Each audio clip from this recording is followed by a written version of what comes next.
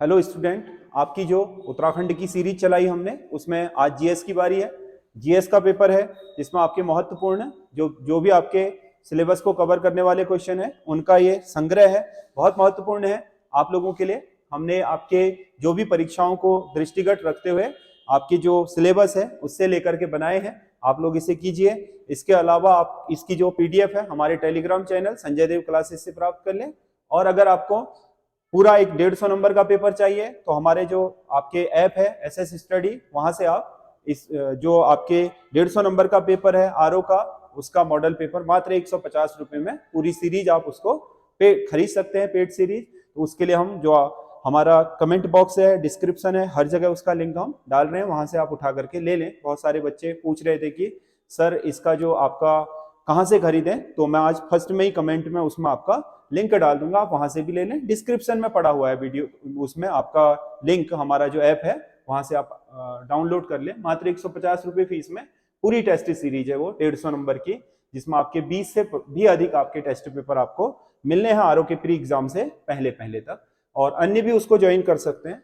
बाकी आपको हमारी टेस्ट सीरीज कैसी लग रही है उस पर आप कमेंट बहुत जरूर करिए कि आपको किस चीज तरीके और जो आपके सुझाव हो सकते हैं सुझाव दीजिए। हमारे से जो पॉसिबल बनता है वो हम करने का प्रयास करते हैं। तो इसमें आपका जीएस का जो टेस्ट पेपर है उसमें पहला क्वेश्चन है, 1946 में आए कैबिनेट मिशन की अध्यक्षता किसने की थी। 1946 में जो अंग्रेजों ने कैबिनेट मिशन भेजा था जिसने भारत के संविधान की बात कही थी और भारत की जो अंतरिम सरकार है उसके निर्माण की बात कही थी, क्योंकि जो हमारा संविधान सभा के लिए आपके अंतिम जो आपके क्या था अंग्रेजों द्वारा घोषित आपके नीति भारत भेजी गई थी, वो कैबिनेट मिशन ही लेकर के आया था। तो कैबिनेट मिशन में मुख्य रूप से 3 सदस्य थे। ये तीनों ही इंग्लैंड की संसद में कैबिनेट मंत्री थे, इसीलिए इसको नाम मिल गया था कैबिनेट मिशन। तो पी पैट्रिक लॉरेंस, एवी एलेक्जेंडर और स्टैनफोर्ड क्रिप्स इसके 3 सदस्य थे, जिसमें से पैट्रिक लॉरेंस इसके आपके अध्यक्ष भी थे। पैट्रिक लॉरेंस इसके अध्यक्ष थे कैबिनेट मिशन की। भारत की स्वतंत्रता के लिए आपके अंग्रेजों द्वारा भेजा गया अंतिम मिशन, जिसमें तय हो गया था कि अब भारतीय अपनी संस्था का निर्माण कर लें, हम जल्दी ही आपको स्वतंत्र करने वाले हैं, आप अपनी व्यवस्था बना लें। वही व्यवस्था अंतरिम सरकार और क्या कहलाई, संविधान निर्मात्री सभा। 2 अलग अलग चीजें थी। भारतीय उपमहाद्वीप का सबसे प्राचीन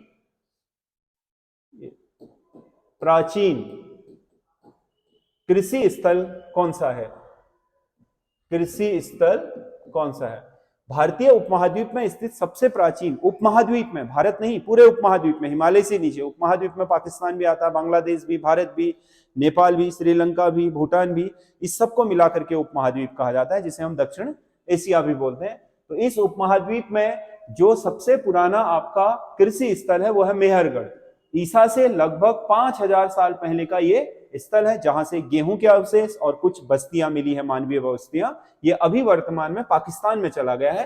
वैसे इसे नवपाषाण कालीन स्थल माना जाता है मेहरगढ़ को। 5000 साल, ईसा से पहले के 5000, आज से तो 7000 साल पहले का हो गया, ईसवी से ठीक 5000 साल पहले आपका मेहरगढ़ में गेहूं उगाए जाने के साक्ष्य मिले हैं, जो भारतीय उपमहाद्वीप का सबसे पुराना आपका कृषि किया जाने वाला स्थल है, या कृषि के साक्ष्य या प्रमाण जहां से प्राप्त हुए। तमिल ग्रंथ तोलक्यपियम संबंधित है। तमिल ग्रंथ तोलक्यपियम, जो तमिल संगम हुई थी आपके पहली, दूसरी और तीसरी संगम, उनमें कई आपके तमिल ग्रंथों की रचना हुई। उनमें जो सबसे महत्वपूर्ण ग्रंथ था वो था आपका तोलक्यपियम। तोलक्यपियर नामक विद्वान ने इसकी रचना की थी और इसको नाम दिया गया था तोलक्यपियम। ये व्याकरण शास्त्र है, तमिल का व्याकरण शास्त्र है ये। जैसे संस्कृत का व्याकरण शास्त्र पाणिनि की अष्टाध्यायी है, वैसे ही तमिल भाषा का व्याकरण शास्त्र आपका तोलक्यपियम है। तोलक्यपियम में जो आपका तमिल व्याकरण जो निकली है, उसी से बाद में दक्षिण भारत की अन्य जो द्रविड़ भाषाएं वो निकली, क्योंकि तमिल मूल है। तेलुगु का भी, कन्नड़ का भी, मलयालम का भी, जो अन्य क्षेत्रीय भाषाएं उन सबका मूल वहां तमिल है। जैसे उत्तर भारत में आर्य समाज की मूल भाषा संस्कृत है, दक्षिण भारत में द्रविड़ समाज की मूल भाषा तमिल है, और तमिल जो व्याकरण शास्त्र है वो आपका तोलक्यपियम है, जैसे हमारा संस्कृत का व्याकरण शास्त्र पाणिनि की अष्टाध्यायी है। अगला क्वेश्चन है, भारत में पुर्तगाली साम्राज्य का वास्तविक संस्थापक माना जाता है। भारत में पुर्तगाली साम्राज्य का वास्तविक संस्थापक, देखो पुर्तगाली साम्राज्य, पुर्तगाल ने जो भारत में पहला आपका अपना जो व्यक्तिगत दल आया था पुर्तगाल से, वो तो वास्को डी गामा था। उसके बाद फ्रांसिस्को डी अल्मेडा आया, ठीक है।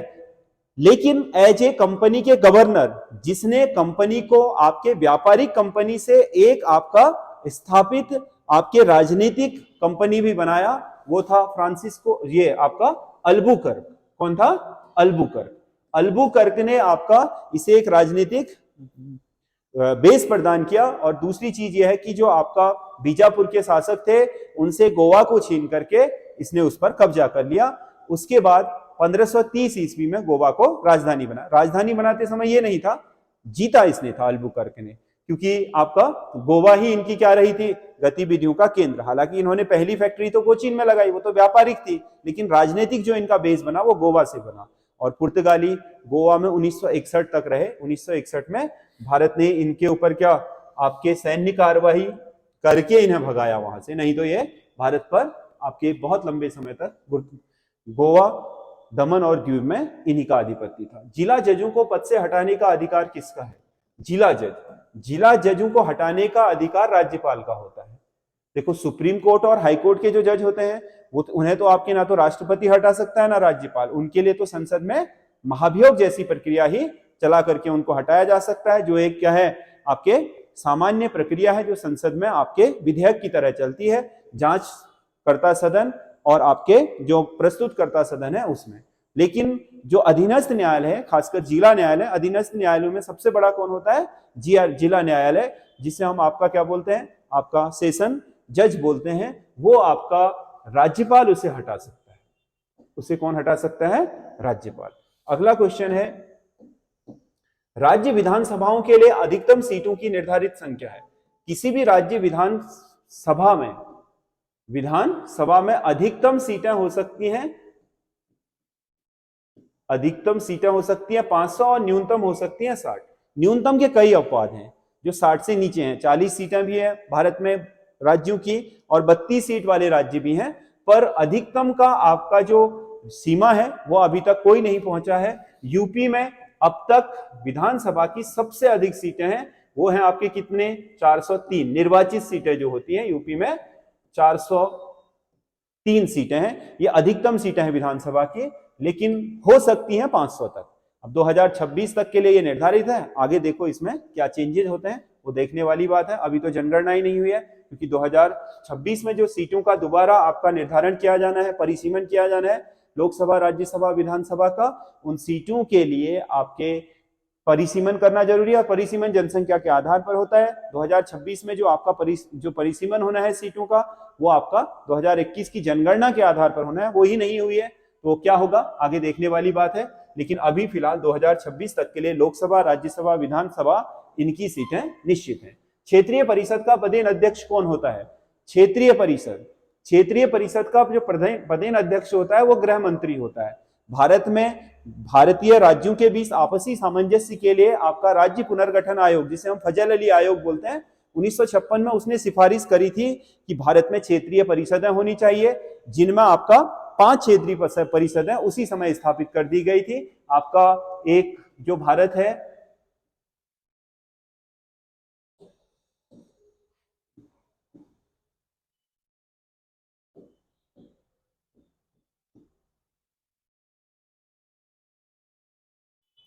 ठीक है, भारत में जो क्षेत्रीय परिषदें बनाई गई हैं वो आपका आरंभ में 1956 में राज्य पुनर्गठन आयोग की सिफारिशों पर आपके 5 क्षेत्रीय परिषदें थी। एक आपका उत्तरी क्षेत्रीय परिषद, एक मध्य क्षेत्रीय परिषद, एक पश्चिमी, एक दक्षिणी और एक पूर्वी। उत्तर, मध्य, पश्चिम, पूर्व और दक्षिण, 5 क्षेत्रीय परिषदें होती थी। 1931 में ये नॉर्थ ईस्ट के लिए पूर्वोत्तर क्षेत्रीय परिषद एक और बना दी गई। इसे हम क्या बोलते हैं? पूर्व उत्तर परिषद। तो भारत में कुल 6 क्षेत्रीय परिषद हैं। इन क्षेत्रीय परिषदों का जो पदेन अध्यक्ष होता है वो देश का गृह मंत्री होता है। अगला क्वेश्चन है, कौन सा संविधान संशोधन दल बदल विरोधी कानून के लिए लाया गया था? 52वां संविधान संशोधन। 52वां संविधान संशोधन 1985। ये आपका दल बदल, मतलब कोई भी सदस्य संसद या राज्य विधानमंडल, क्योंकि दलीय राजनीति यही है, आपको ये पता होना चाहिए कि जो पंचायती राज है उसमें दलगत राजनीति नहीं है। बाहर से आपके सब कुछ चल रहा है, लेकिन आपने देखा नहीं होगा कि पंचायत के चुनाव में किसी को भारतीय जनता पार्टी, कांग्रेस या किसी राष्ट्रीय दल का चिन्ह मिलता है, नहीं मिलेगा, क्योंकि वो दलगत राजनीति है ही नहीं, वहां लागू ही नहीं है। बाहर से आपके पार्टीवाद करा जाता है, लेकिन वो होता नहीं है। ठीक है, राज्य विधानमंडलों में और केंद्रीय संसद में दलीय राजनीति, और ये साफ साफ है इस विधेयक में कि कोई व्यक्ति जिस दल के टिकट से निर्वाचित हुआ है या निर्दलीय टिकट से निर्वाचित हुआ है, यदि वो अपना दल बदल लेता है, निर्दलीय सदस्य किसी दल की सदस्यता ले लेता है, तो उसकी सदस्यता खत्म हो जाएगी। चाहे वो सांसद होगा तो सांसद ही चले जाएगी, विधायक होगा तो विधायक ही चले जाएगी, उसकी सीट रिक्त हो जाएगी, दोबारा चुनाव होंगे। लेकिन 2/3 अगर, जैसे मान लो किसी पार्टी में आपके 30 लोग हैं, अगर 20 लोग उसमें से एक तरफ चले जाएं तो वो दल बदल नहीं कहलाएगा, दल विघटन कहलाएगा। उसमें पार्टी के सदस्यों की सदस्यता बरकरार रहेगी। तो दल बदल का मतलब किसी व्यक्ति द्वारा जिस पार्टी के या जिस निर्दलीय, उस पर मान लो निर्दलीय भी कोई हुआ है और पार्टी ज्वाइन कर लेता है तो उसकी भी रद्द हो जाएगी। पार्टी में है निर्दलीय बन जाता है तो भी रद्द हो जाएगी, एक पार्टी से दूसरे का बनता है तो भी रद्द हो जाएगी। तो ये आपका 52वां संविधान संशोधन द्वारा हुआ था, और इसके लिए भारतीय संविधान में 10वीं अनुसूची जोड़ी गई, जिसमें इसके दल बदल संबंधी सारे प्रावधानों को रखा गया है, जिनकी मैं बात कर रहा हूं।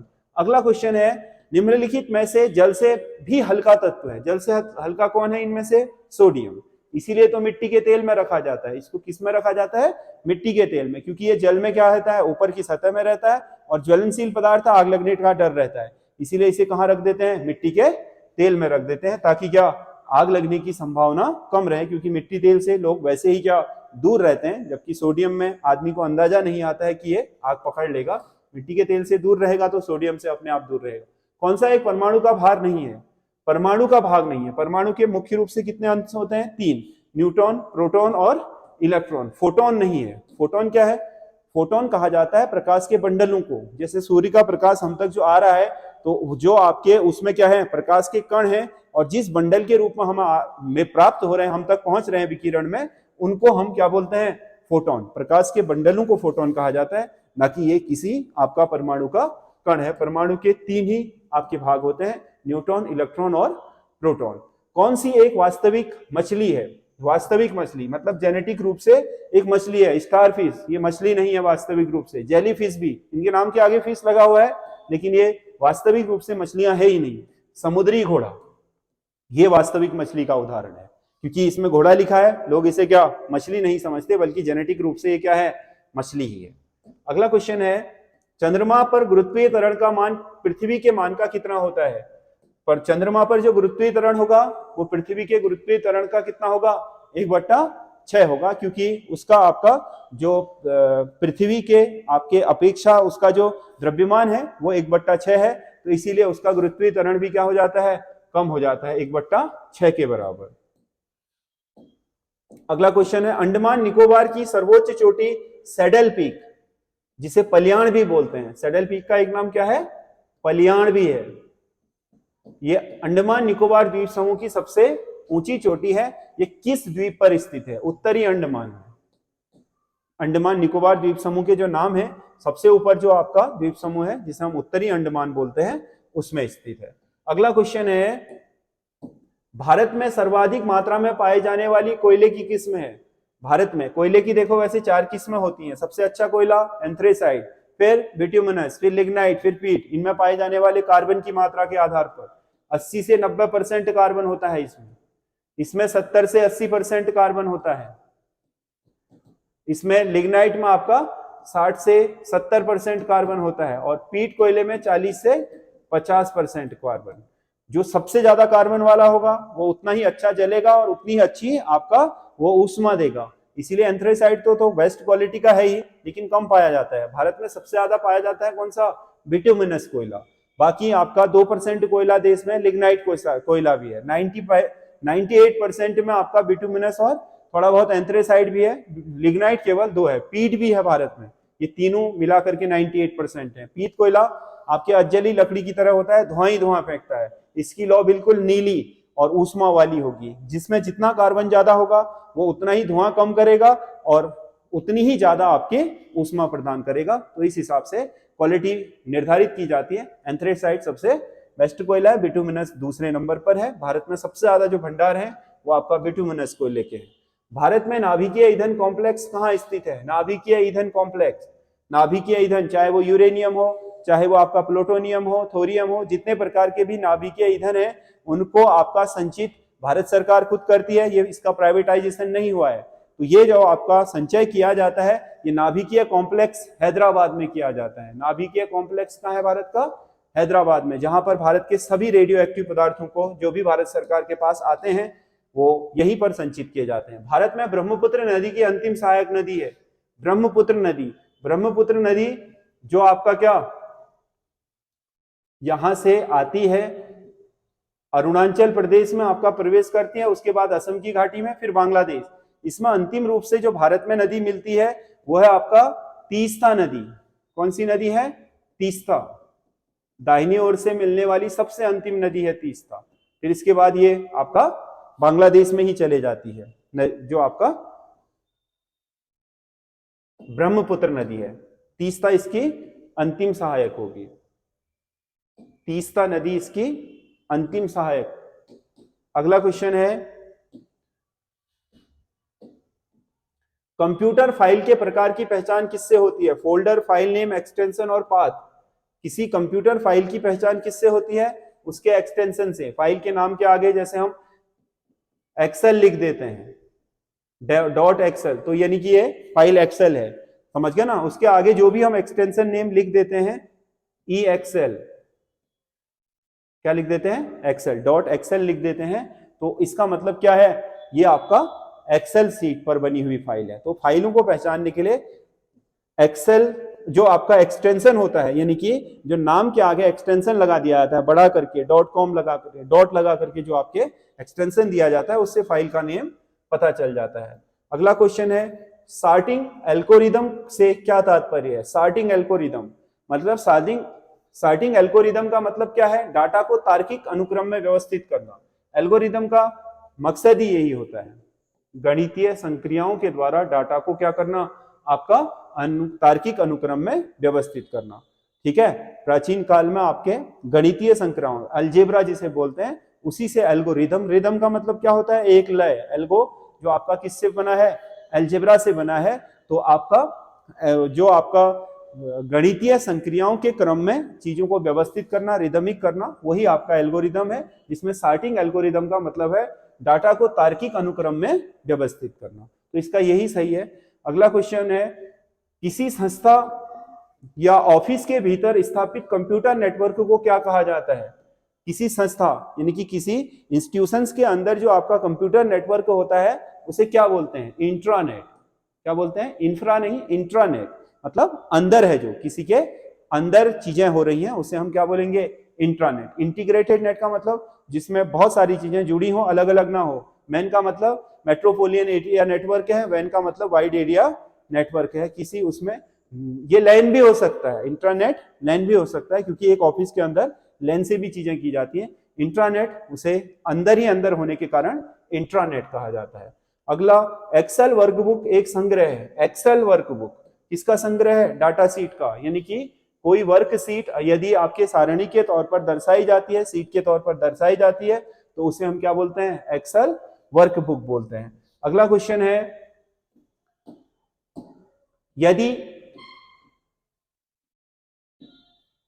किसी माह की 20 तारीख को 5वां शनिवार हो तो उस माह का पहला दिन क्या होगा?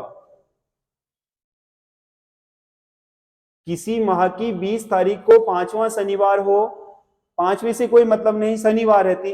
ये आपका 20 नहीं है, 30 है। सॉरी, ये थोड़ा मिस्टेक हो गई है, 20 तारीख को हो नहीं सकता 5वां।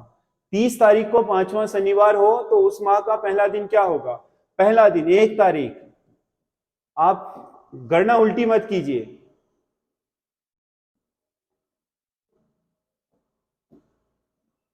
गणना वहीं से कीजिए, 1 से। 1 तो है ही, 1 तारीख को मान लो क्या था? 1 तारीख को आप शनिवार मान लो।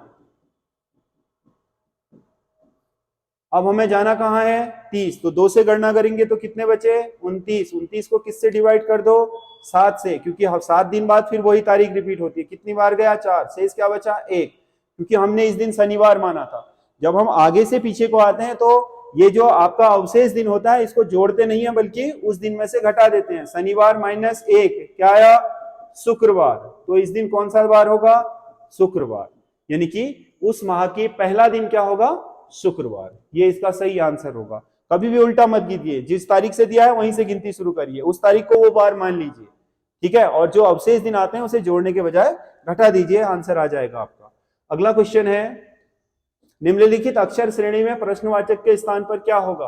अक्षर श्रेणी में प्रश्नवाचक, बी को क्या लिखा है, ई को एच, एच को के, तो क्या है ये, A B C D E F G H I J K L M N O P Q R S T U V W X Y और जेड।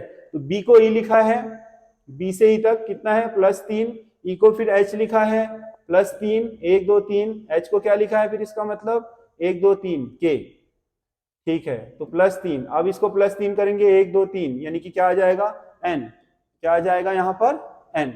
अगला क्या है, x T P L, x T P और P से क्या है फिर L, 1 2 3 4, तो यह क्या है, -4, 1 2 3 4, 1 2 3 4, -4, सॉरी -4।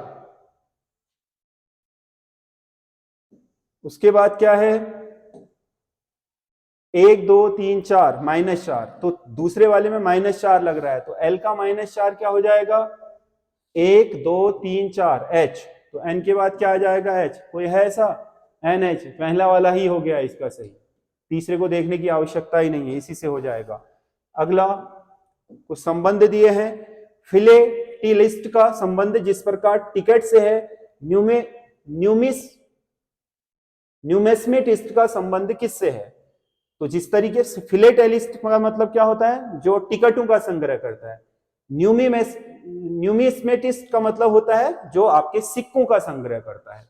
सिक्कों का संग्रह करने वाला क्या कहलाता है, न्यूमिस्मेटिस्ट, सिक्कों का संग्रह करने वाला।